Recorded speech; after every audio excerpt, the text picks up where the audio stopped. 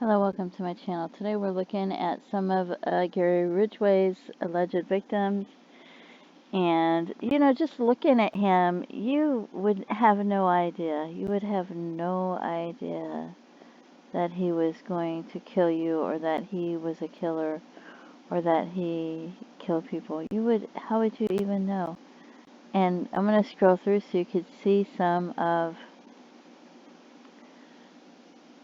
his alleged victims. I don't know if they're all his victims or not, but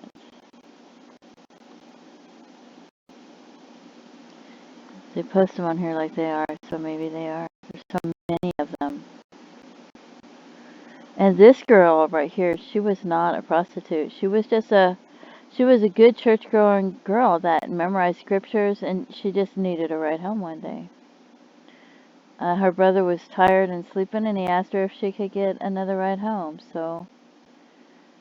And I guess she just happened to get a ride home with Gary Ridgway. So he wasn't just killing prostitutes. I think he was just, whatever opportunity he found. She had called for a ride home and they found her a couple of hours later.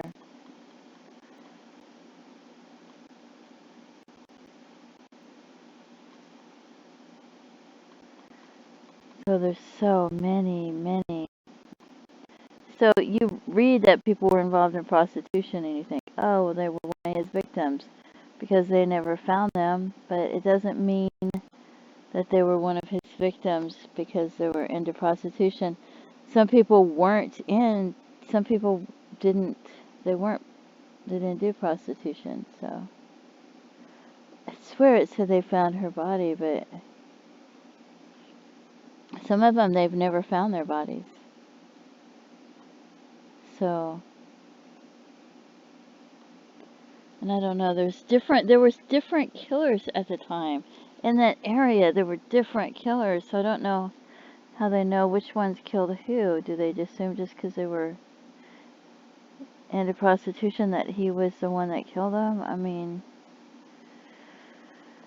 I don't know. So here's this girl, Louise Marie Sanders. She was 35 years old, 5'4", 130 pounds.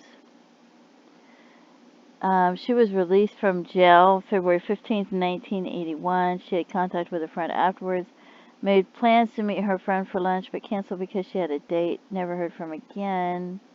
She was involved with prostitution at the time of her disappearance and may have been a victim of the Green River serial killer. They don't know. They never found her body, so he had been one of the suspects in the case. They questioned him after witness placed him with two of the victims, and his pickup was identified as being at the scene of the victim's last known location. His home was searched in 1987, and he provided a saliva sample. DNA testing performed and matched three of the victims, Opal Mills. And like I said, Opal Mills was a good church-going girl and memorized scripture. She called her brother for a ride home, and he was tired and sleeping and asked her to get a different ride. And that was it. So, and then they found her body a couple of hours later. So it wasn't just prostitutes that he picked up. He picked up, some were runaways, some were prostitutes. Some of them just needed a ride home. They're just looking for, he's like, hey, he probably just like, hey, you need a ride? Or they're like, hey, I need a ride? Or he just, you know, so it says that his home was arrested. There was an envelope containing bone fragments, tufts of human hair, numerous blood stains, boxes of latex gloves, costume jewelry, and several wigs. Many of the assumed Green River victims were missing jewelry and/or wigs at the time their remains were discovered. He was married. Neighbors considered him to be a family-oriented individual. Profilers have said that he does not fit the mold of most accused serial killers, as he did not seek attention for his crimes. Prosecutors announced April 2002 that they would seek the death penalty. Authorities located several of his former vehicles and purchased his pickup truck and camper from their owners in May 2002. A photo of his truck is posted with a case summary. Ridgeway owned it during the early 1980s, the time when many of the victims disappeared or were discovered deceased. Investigators stated that they hoped to uncover evidence relating to the murder cases inside the vehicles. In a surprise move, Ridgeway pleaded guilty to 48 counts of murder in November 2003. He agreed to cooperate with authorities in exchange for them dropping the death penalty specifications against him. He will serve life in prison and parole. Many investigators believe Ridgeway was responsible for more deaths than he claims. See, I don't know. I don't see how he would be more. If he's cooperating and he's there forever and he doesn't have to get the death penalty, I would think that I don't know. I would think that he would tell you all of them, you know. So I would I would think maybe there were other people killed. Maybe there was another serial killer in the area, and you know, you can't have tunnel vision with the crimes. You can't say, oh well, that's tunnel vision. You just don't do the tunnel vision thing. So, and here's about the one girl. There's so many ads, it's gonna blink my voice in and out, so you can pause it and read it.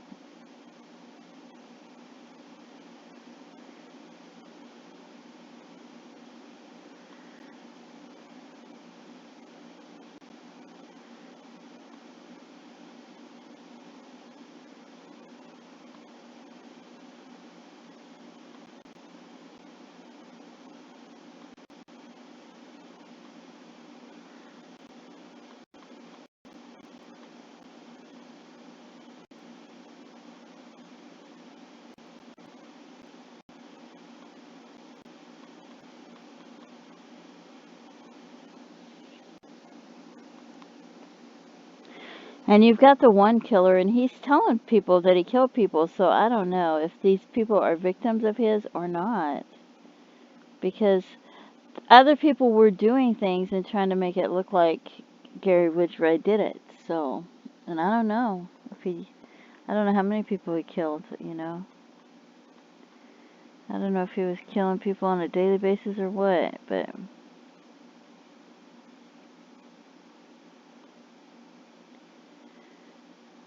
I would think maybe there were, and I know there were other killers at the time, but, or during the time that he was killing, I know there were other killers. But I don't have like a layout of the years, which I probably should be. So, and this basically says pretty much the same thing that the other one says. This is somebody that's been missing and they haven't found her remains. And so they think maybe he did it. Here's somebody else. She's missing and they haven't found her remains. And I might do these individually, you know, because you don't, you know, they might be a Jane Doe somewhere, but for some reason they haven't found their remains, and there's quite a few of them.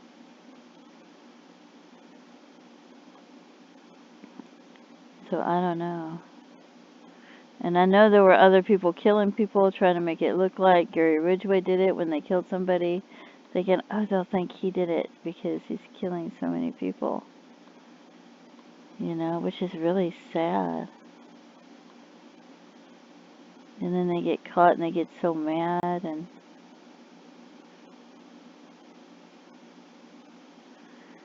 but there's so many girls that went missing at the time.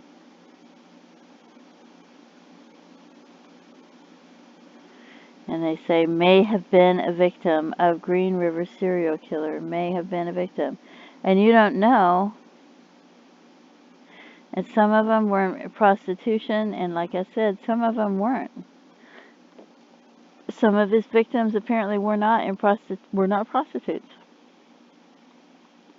Some of them were just, hey, I need a ride home, you know. And that was the end of that, because you just got to be careful. Wow. Some of them, they've never found the remains. 99 Motel. Went out to meet a man for a date and never returned.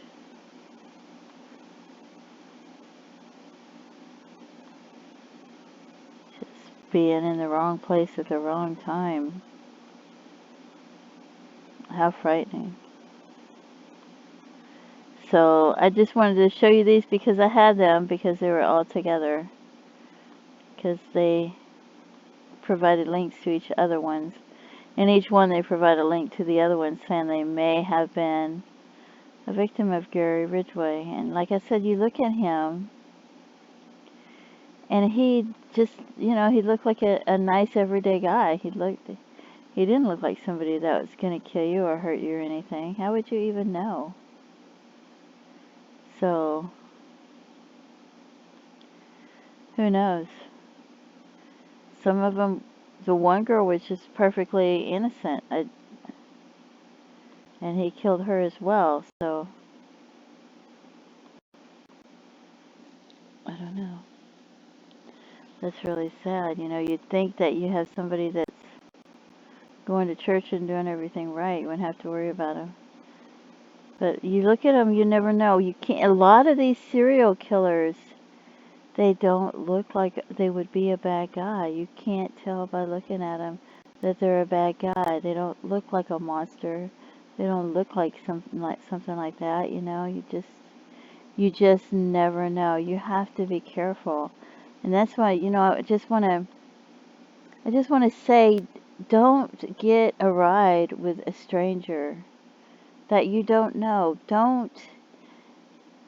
I wouldn't let you. If somebody's in some places, people pretend like they have to come in to do gas repairs or water repairs or something like that. And to me, don't answer the door. Or definitely don't let somebody in your house working on something if you're alone. You know, and if you have to have somebody come in to work on something, I would go outside while they're working on it. I wouldn't even be in the house while they're working on it. And then I have somebody come in with you to check and make sure everything's locked up and secure. But you just need to be careful. You have to be careful because even in this day and age, back then people didn't even lock their doors for the most part. So you wouldn't expect. And like you look at these serial killers, you don't know that they're a serial killer. They don't look like a dangerous person. They don't look like somebody that's going to kill you. And the one girl, she just needed a ride home. Her brother was tired and he asked her if she could just find a ride home. And 2 or 3 hours later, they found her dead. And I guess the Green River serial killer, he killed her. So you just never know. Anyway, don't forget to stop and pray for all these people and their families and their loved ones. And thank you so much for tuning in. Have a great day. Bye-bye.